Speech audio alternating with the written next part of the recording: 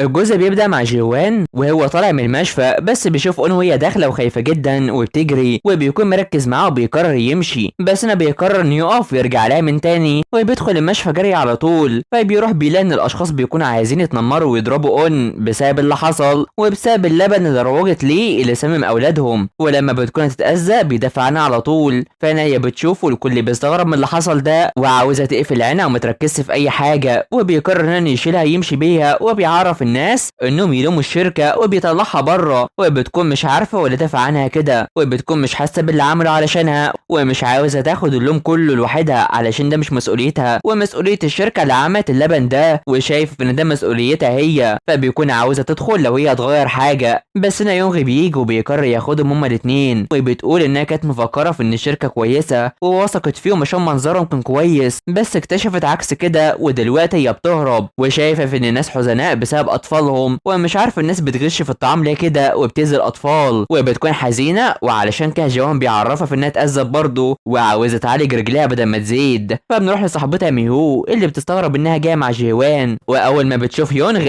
بتعجب بيه جدا خصوصا انه وسيم وبتشكره مع توصيلها، ويونغ بيتصرف معاها وبيديها رقمه وبيكون بيتقرب من اي بنت عادي كده. فجيوان بيجي ماشي بيزعق عشان ملابسه اتبهدلت بسبب اللبن، وبيخلي انت تروح تتقرب منه وبيتأسفوا، وبيكون عايز انها تكون معاه على طول وعايزه تنظفه ليه، بس بيفضل يرفض اصلا، وفي الاخر بيفضل يتحجج بحاجات كتيره. فبيعدي الوقت وبيمشي مع يونغ وبيتعصب عليه وعاوز يعرف ازاي يهون على بنت، وبيبدا يعرفه عشان هو خبير في التعامل مع الستات. فهنا الاخبار بتنتشر عن اللي حصل واون بتكون متابعاه، وميهو بتكون عايزاها تفوق وبلاش تأنب نفسها وتكون كويسه، وعايزه تعرف ايه علاقتها مع جيوان خصوصا ان اشترى لها علاج كتيره لرجليها، بس اون بتنكر ان في اي حاجه، وميهو بتروح عشان تعالجها بنفسها. هو بتتكلم معاه لان ما كانش حد مقرب منها من وهي 7 سنين، وما كانت تعبانه، اما ابوها كان بيتخانق على طول معاها وكانت حياتهم صعبه وما كانتش عارفه تعمل ايه وقتها. وبعدها قابلت تينو وده وقت ما وقع منها المال وساعدها، ومن وقتها هو بقى بيهتم بيها وخلى حياتها كويسه، وان تصوير مقاطع الاطفال بيخليها كويسه. بس غلط المهنه دي طلع اكبر مما كانت متوقعه، وبتكون حزينه جدا وبتفكر في اللي حصل وبتجيب اللوم عليها وبتحزن. فجوان بيتضرب على اللي هيقولوا ليها وقت المواساة علشان هو ملوش في الرومانسيه خالص. فبيعدي اليوم مع اون اللي بتروح المشفى وبتطمن على الاطفال اللي روحوا وما كانش حالتهم خطره، وبتروح تقابل الست دي اللي بتعرض عليها المشروب ده وبتتاسف ليها، وبتعرف ان بنتها كانت بتحبها وان زوجها مش موجود وهي اللي بتربي بنتها بنفسها، وكانت شغاله من البيت وكانت بتشوفها على طول وقت العمل، وعلشان كده كانت بتطلب شراء الالعاب على طول وبتتخيل انها بتلعب معاها، وكانت بتحبها حب كبير اصلا وبتلعب وبتتفاعل معاها، وكانت هي فرحانه ان اخيرا بنتها اتعلقت بشخص وان مسؤوليتها انها كانت تلعب مع بنتها، بس حملتها هي المسؤوليه دي علشان هي في الاول وفي الاخر بنتها وبتبكي. فام بتتاسف علشان كانت لازم تتابع الشركه اكتر وتعرف انها امنه، وبرغم كده الست دي بتشكرها،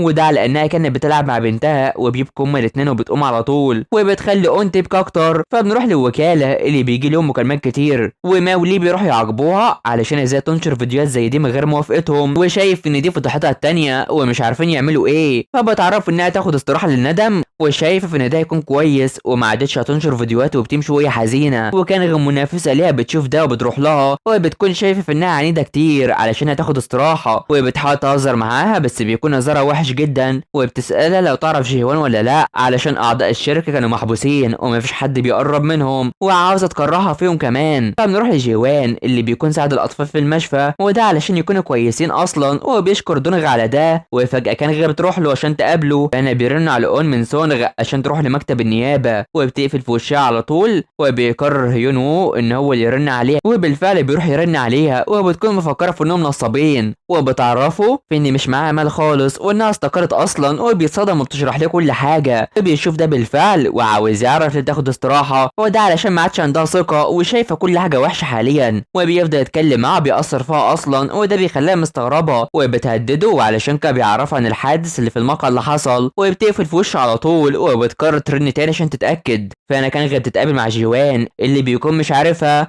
وعلشان كده بتعرفه بنفسها علشان تسد دينها اللي كانت واخده منه 80,000 دولار، وبينكر ان دي شركته اصلا وبيمشي وبيرفض ياخد منها اي مال اللي خدته منه قبل 8 سنين. فبنروح لأون وهي بتتكلم مع ميهو وبتخطط معاه باللي يعملوه وعايزه تلاقي وظيفه مؤقته، وفجاه كانغ بتيجي جنبها وبتفتكر كلامها المحرج وبترفض تعمل ده، وبتقرر انها تراسلها علشان تنظف بيتها مقابل المال. فبنروح لجيوان اللي بيروح لمقهى القط والكل بيترعب منه علشان هم خايفين منه جدا، هو بيكون عاوز يقابل جو اصلا. فبنروح لاو اللي بيتكلم مع سونغ عن اون وبيفضل يتكلم معاه وعن تورطها مع يون وما يعرفش انه موجود اصلا، وبيديله معلومات عن الجماعه عن جو اون وان بيجي معاهم حلوى المخدرات وبيجيب مساعدينه كمان وان معاه طايق وبيستغربوا. فجوان بيقابل جو بعد فراق كبير وبيكون عاوزه يتغير بقى وبيديله حلوى المخدرات اللي بيبيعها وعاوزه يسيب طايق اللي بيستخدمه. فجو بيتضايق عليه وبيواجهه في انه ما يعرفش كل حاجه فعلا، وجا عشان يقول له انه هيرجع طايق قريب. فبيروح يتامل ويونغ بيجيله ولسه مش عارفين يلاقوا طايق حتى لما بيروح البيت عيلته، وان اكيد طايق انضم لعصابه القط علشان في اغراءات كبيره حصلت. فبنروح لاون اللي بتفتكر وقوف جيوان جنبها وقت ما شالها وبتشوف البلطو بتاعه اللي خدته وتنظفه وتهتم بيه وبتروح تلبسه كمان عليها، وكان بتقرر توديها البيت عشان تنظفه. وجيوان بيلاقي ان ما عادش فيديوهات على قناه اون اصلا. فهنا اون بتروح لبيت كانغ وبتعجب جدا بالبيت وبكل حاجه ومش مصدقه من فخامه البيت وبتعرفها باللي هتعمله وبتقرر تمشي. فجيوان بيكون مذهول علشان فيديوهات اون اتحذفت خلاص وهو كان بيسلي وقته بيها اصلا ومش عارف يعمل ايه خالص، وبيكون عاوز يخرج وبيقول ان ما عندوش معطف وعاوز اللي مع اون واللي بتكون في البيت، وبتشوف الجوازه خاصه بكانغ وبتحلم تكون زيها كده، خصوصا انها مشهوره كتير في كوريا كصناعه محتوى، وبتشوف ان كانغ بتحط اهداف ليها. فميهو بتكون بترن على اون وبتركز فيه بشكل كبير بما انه وسيم، وبيكون جاي علشان يخليها تهتم بشعره وبتخليه يقلع الجاكيت بتاعه، وبتروح تربط الحذاء الخاص بيه وبيتاثر وبيجيب ليها هدايا كمان. وفجاه اون بترن عليها وبتصدمها انها بيت كانغ، ومن هنا يونغ بيبعت يعرف جيوان باللي سمعه، وده هو حزين وبيتصدم. فبيعدي الوقت وكانغ بتكون جابت زمايلها وبيتصدموا من وجود اون عندها وبتكون بتحرجها فعلا. فانا جيوان بيوصل بسرعه وبيتدرب على اللي هيقوله، واول ما بيشوفها بتخفى وكانغ بتروح تديها 1000 دولار وبيكون ده كتير، وبتعرفها في انها كانت جايباها عشان تحرجها اصلا. وهنا اون بتعرفها في انها جت عشان ما تكونش مع حد ودخلت المجال عشان ما تدخلش في صراع، وبتيجي تمشي بتشوف جيوان اللي بتمثل انه جاي يشوفها وام بتمشي، بس كانغ بتمنعه يروح وراها اصلا. فبيعدي الوقت وبتروح تاكل وبتتفاجئ ان جيوان معاها وبيروحوا يصبوا لبعض،